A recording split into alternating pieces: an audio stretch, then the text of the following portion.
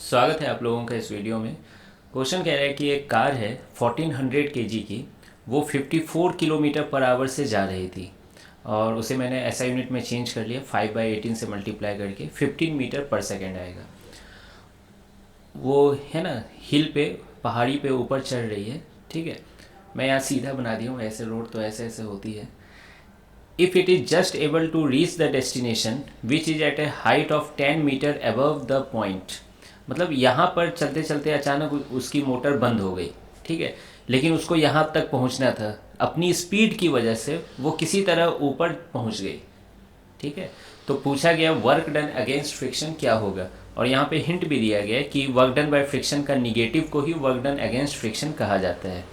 क्या है, फ्रिक्शन पीछे लग रही होगी। ठीक है, फ्रिक्शन ही तो इसको अपोज कर रही है और एक ग्रेविटी भी अपोज कर रही है, लेकिन इसकी काइनेटिक एनर्जी इसको वहाँ तक फिर भी पहुँचा दे रही है ना, इनिशियल काइनेटिक एनर्जी।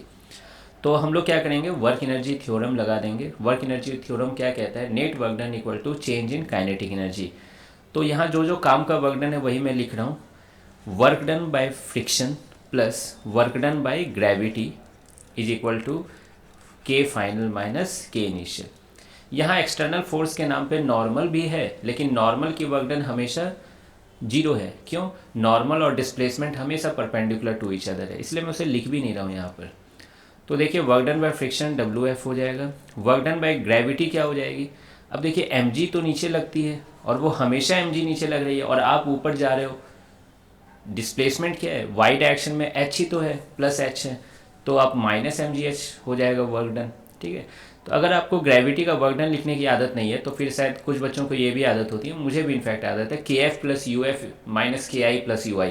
तो पोटेंशियल एनर्जी लिखने का सौभाग्य मिलता है वहाँ पे, कि यहाँ जीरो मान लो तो यहाँ पोटेंशियल एनर्जी mgh होगी। तो जो आप करना चाहें वो आप कर सकते हो। ठीक है, मैं यहाँ पे वर्क डन बाय ग्रेविटी ही लिख दे रहा हूँ, माइनस mgh। क्या ये बात समझ में आई? फाइनल काइनेटिक एनर्जी जीरो है क्योंकि कार यहाँ जस्ट है ना पहुँच पाई है, और इनिशियल काइनेटिक एनर्जी कितनी है, हाफ mu²।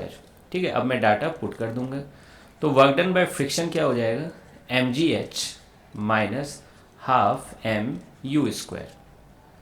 ठीक है, m कॉमन ले लेता हूँ और वैल्यू भी रख देते हैं। अब 1400, g की वैल्यू 9.8 और h की वैल्यू 10 मीटर है यहाँ पर, और u कितनी है, u कितनी है, 15 है।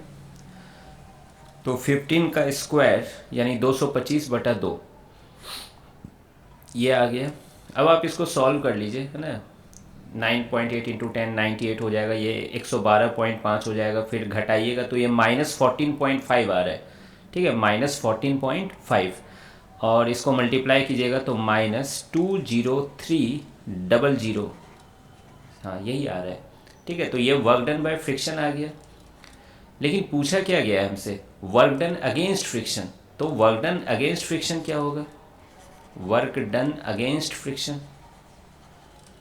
तो ये बोला गया है कि इस टर्म का मतलब होता है negative of work done by friction. ठीक है, तो -WF यहाँ हिंट दिया गया है, और एक पुराने क्वेश्चन में भी एक बार आया था ये चीज़। तो माइनस ऑफ माइनस ये कितना हो जाएगा, लिख दूँ डायरेक्ट, प्लस में 20300 जूल। तो ये आपका फाइनल आंसर है। 3 अच्छा नहीं दिख रहा है, हाँ। तो आई होप कि आपको ये सॉल्यूशन समझ में आया होगा। मिलते हैं फिर नेक्स्ट वीडियो में।